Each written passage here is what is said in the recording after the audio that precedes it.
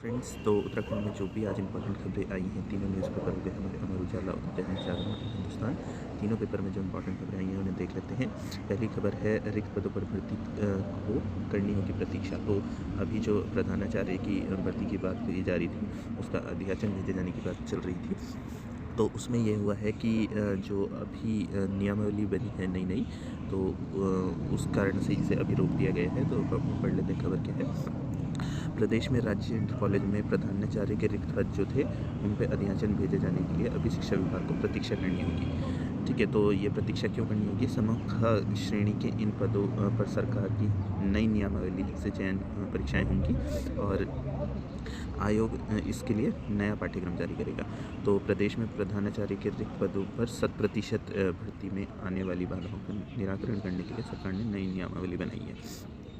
प्रधानाचार्य पहले 100% पदोन्नति का पद रहा है। देखिए, ये पदोन्नति से प्रधानाचार्य बनते थे अभी तक राजकीय इंटर कॉलेज जो हैं उनमें, बट अब क्या हो रहा है कि यहाँ पे थोड़ी कमी देखी जा रही है प्रधानाचार्यों की, क्योंकि सारी पदोन्नति होते होते भी बहुत जो कॉलेजेस हैं उनमें प्रधानाचार्य नहीं हो पाए हैं।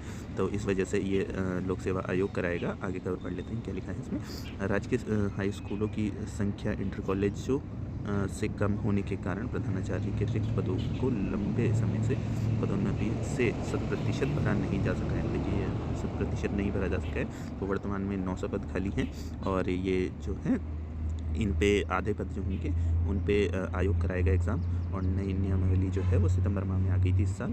तो इसी के अनुसार जो है प्रवक्ता पद जो है उसके लिए 7 वर्ष की सेवा और प्रधानाध्यापक पद पर 2 वर्ष और एलटी शिक्षक जो है उसके रूप में 12 साल काम करे हुए जो लोग होंगे उन्हें ही प्रधानाचार्य के पद पर तैनात किया जाएगा। और ये समूह खा का पद होता है, इस वजह से ये लोक सेवा आयोग करा रहा है।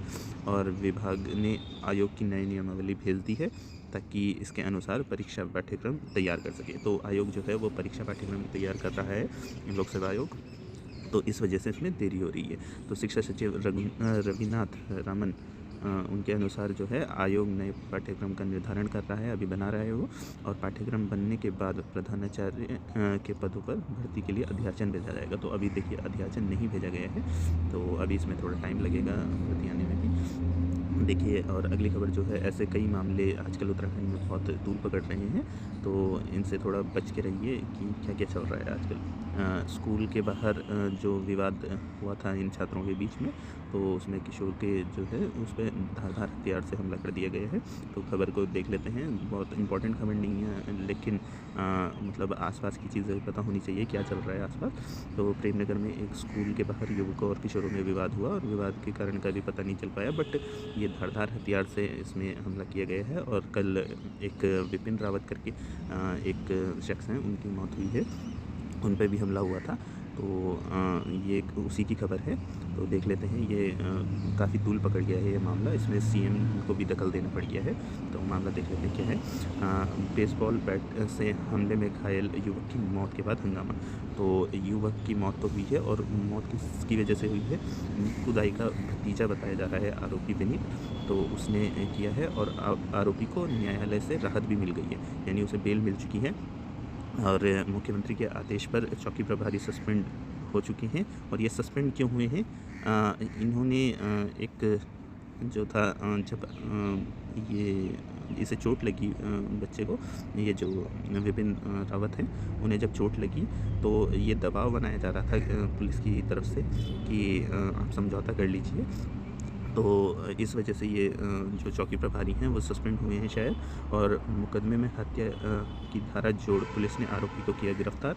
और पुलिस पर समझौते का दबाव बनाने का आरोप लगाकर कांग्रेस के प्रदेश अध्यक्ष के साथ लोगों ने प्रदर्शन किया। तो कल बहुत ज़्यादा प्रदर्शन हुआ इसे लेके। और मामला क्या था यहाँ पे देख लेते हैं। विपिन रावत जो कि 30 साल के एक शख्स थे, वो प्राइवेट लैब में टेक्नीशियन था। और 23 नवंबर की रात जो है वो अपने 2 युवती दोस्तों के साथ, यानी कुल मिला के ये 3 लोग थे और इन्ना मुन्ना बिल्डिंग जो है उसमें रेस्टोरेंट में खाना खा रहे थे।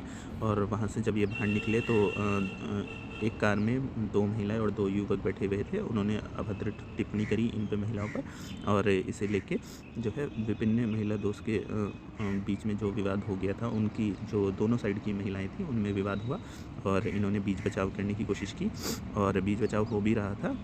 और लेकिन उसमें क्या हुआ, विपिन ने माफ़ी मांगी और किसी तरह मामला शांत भी हो गया था। फिर सभी वहाँ से निकल रहे थे, अचानक महिलाओं के जो दूसरी साइड की महिलाएं थीं उनके साथ जो मौजूद युवक था वो कार से बेसबॉल का बैट निकालकर विपिन की कमर पर और सिर पर मार दिया। तो उनकी हालत काफ़ी गंभीर हो गई थी और इसी कारण उनकी मृत्यु भी हो गई है 10 दिन बाद। तो विपिन के बारे में थोड़ी चीज़ें दी हैं यहाँ पे कि वो इंद्रेश मेडिकल कॉलेज में टेक्नीशियन थे और उनके पिता जो है असम राइफल्स में नागालैंड में तैनात हैं। तो देखिए मतलब यहाँ पे क्या क्या चल रहा है आजकल, और ये बताया जा रहा है कि वो कोमा में थे और पुलिस बनाती रही समझौते का दबाव। तो समझौते का दबाव पुलिस का काम है इन्वेस्टिगेशन करना और आरोपियों को अदालत में पेश करना, बट यहाँ पे कुछ और ही चल रहा है। अगली खबर देख लेते हैं। युवाओं को अपनी ही ग्राम पंचायत में मिलेगी नौकरी। तो देखिए यहाँ पे सरकार ने कुछ अच्छा करने की कोशिश की है, देख लेते हैं क्या है। पंचायती राज विभाग प्रत्येक पंचायत में एक कर्मचारी नियुक्त करने जा रहा है आउटसोर्स के जरिए, बट यहाँ पे आउटसोर्सिंग कर रहे हैं गवर्नमेंट जो है। आउटसोर्सिंग के जरिए नियुक्त होने वाले इन कर्मचारियों को मासिक 15,000 रुपये का मानदेय दिया जाएगा। और उत्तराखंड में 7,762 पंचायतें हैं, ग्राम पंचायतें हैं। अभी पंचायतों के पास किसी तरह के कर्मचारी नहीं है, इस कारण पंचायतों में सरकारी परिसंपत्तियों को रखरखाव और नियमित सफाई जैसे काम जो होते हैं वो नहीं हो पाते हैं। और अभी कौन करता है, ये प्रधान ही निजी तौर पे करते हैं। और इस कारण पंचायती विभाग जो है इन सब कार्यों के लिए अब प्रत्येक पंचायत में एक कर्मचारी नियुक्त करने वाला है। तो निदेशक पंचायती राज जो है बंशीधर तिवारी, उन्होंने बताया कि कर्मचारियों की नियुक्ति में संबंधित ग्राम पंचायत के व्यक्ति को प्राथमिकता दी जाएगी। तो जो भी आप जिस ग्राम पंचायत से बिलोंग करते हैं उसी ग्राम पंचायत में आपको तैनात कर दिया जाएगा अगर आप चुने जाते हैं इसमें तो। और इसमें क्या है, जो 200 ग्राम पंचायत भवन और बनाने जा रही है गवर्नमेंट। तो पढ़ लेते हैं खबर में। इसके साथ ही विभाग ने प्रदेश में 200 नए पंचायत भवनों का निर्माण के लिए बजट भी जारी कर दिया है। और इसके तहत प्रत्येक पंचायत भवन के लिए 10-10 लाख की स्वीकृति भी हो गई है। और इस 10-10 लाख रुपये से क्या बनेगा, इसमें प्रत्येक भवन में प्रधान और पंचायत सचिव के लिए कार्यालय कक्ष बनेगा, तो दोनों के लिए कार्यालय कक्ष बनेगा। और इसके अलावा एक मीटिंग हॉल भी तैयार किया जाएगा जहाँ पे मीटिंग होती है।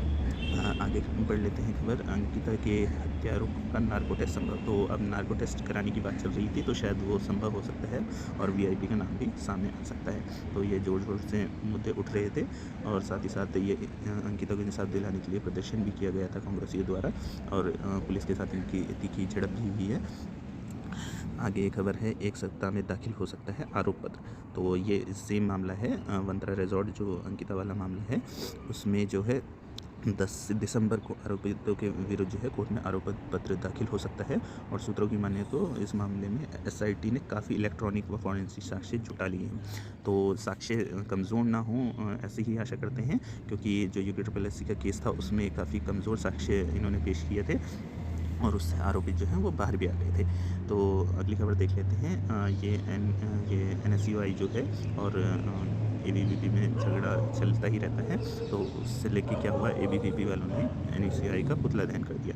तो संगठन का दुष्प्रचार करने का आरोप लगाया है इन पे। तो इनकी तो ऐसे ही चलती रहेगी, दोनों की बहस चलती रहती है दोनों पक्ष की। उसे न पढ़ते हुए आगे बढ़ते हैं जरा। अतिक्रमण हटाने पर हंगामा और जाम में फंसे पर्यटक। तो मसूरी में जो मैगी पॉइंट्स जो बने हुए हैं उनके ध्वस्तीकरण की जो कार्रवाई चल रही है सरकार के द्वारा, उस पर कांग्रेस ने विरोध जताया है। सरकार का कहना है कि यहाँ पे ड्रग्स माफिया और जो लोग हैं वो बच्चे भी हैं, जो डीआईटी वगैरह के आसपास के बच्चे हैं, वो यहाँ पे नशे के पदार्थ लेके आते हैं और नशा करते हैं। तो जो एक्स्ट्रा बने हुए थे रूम उन्हें शायद तोड़ा जा रहा था, अब पता नहीं कितनी कार्रवाई हो चुकी है। आगे देख लेते हैं। उत्तराखंड के जो शटलर हैं, एकमात्र शटलर भारत के जो नंबर 1 पे हैं, भारत की नंबर 1 बैडमिंटन खिलाड़ी जो हैं लक्ष्य सेन, उन पे एक मुकदमा दर्ज हुआ है कि उन्होंने जो है अपनी जो आयु है उसे छुपाया गया है। तो लक्ष्य सेन व उनके भाई और ये देखिए उनके परिवार जो हैं और उनके कोच वगैरह हैं, उन पे ये मुकदमा दर्ज हुआ है, फर्जीवाड़े का आरोप लगा है और लक्ष्य व उनके भाई पर 2010 से आयु वर्ग टूर्नामेंट में खेलने के लिए उम्र में हेरा-फेरी करने का आरोप लगा है। तो इसमें मुकदमा दर्ज हो गया है। आगे देख लेते हैं। एक झटके में 100 से अधिक कर्मचारी हटाए और महिला सशक्तिकरण विभाग है, इसमें तैनात थे ये। और कौन से लोगों को हटाया है? जो संविदा और आउटसोर्स कर्मचारी थे और इनका कहना है हमें अपनी कंपनी के फ़ायदे के लिए हटाया गया है और 4 से 12 साल तक की सेवाएँ दे चुके थे ये। और इनका कहना है कि योजनाएँ बंद नहीं हुई हैं, उसके बावजूद भी इन्हें हटा दिया गया है। बट केंद्र सरकार की ये योजना थी और केंद्र सरकार के आदेश पे ही ये कदम उठाया गया है। अब इन योजनाओं को इसमें नए सिरे से तैनाती होगी लोगों की और केंद्र सरकार ने महिला सशक्तिकरण विभाग व बचाव के लिए अम्ब्रेला मिशन शक्ति की शुरुआत भी की थी। तो ये जो नई स्कीम आई है उसमें बोला जा रहा है कि नए सिरे से कर्मचारी रखे जाएंगे। आगे है कि आज जो 5 तारीख है उसमें विक्रम जो संचालक हैं उनका जो होगा प्रदर्शन होगा। तो वाहनों के ऑटोमेटिक फिटनेस और डीजल पेट्रोल वाले ऑटो रिक्शा और विक्रम वाहनों को सड़क से बाहर करने का फैसला आया था गवर्नमेंट की तरफ से, उसका विरोध करते हुए ये धरना प्रदर्शन होगा।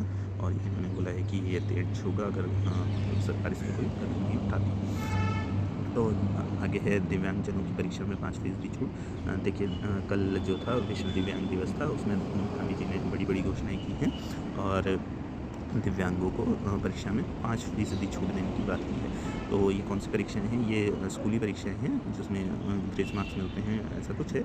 तो उसमें 5% की छूट है और 8,000 ये देखिए जो राज्य स्तरीय दक्षता पुरस्कार है उसकी राशि 8,000 कर दी गई है और साथ ही साथ जो है कृत्रिम अंग अनुदान राशि जो है वो 7,000 रुपये कर दी गई है दिव्यांगों के लिए। तो अगली खबर क्या है कि नेवी की सभी शाखाओं में महिला अधिकारी होंगी। तो जो नेवी है हमारी उनके एडमिरल ने कहा है कि 2047 तक ये पूर्ण आत्मनिर्भर बनने का लक्ष्य रखा है इन्होंने कि वीमेंस जो हैं उन्हें भी इंक्लूड किया जाएगा। लड़ाकू विमान उड़ाएंगी महिलाएं भी और भर्ती प्रक्रिया में समान अवसर मिलेगा इन्हें। और अच्छी खबर पे हम अपनी खबर को विराम देंगे।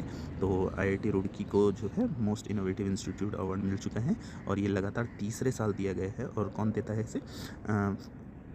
फेडरेशन ऑफ इंडियन इंडस्ट्रीज़ और इनका है इंडस्ट्रियल इनोवेशन अवार्ड 2022। तो ये IIT रुड़की को मिल चुका है। तो ये काफ़ी खुशी की खबर है और बस आज इतनी खबर थी। Thank you.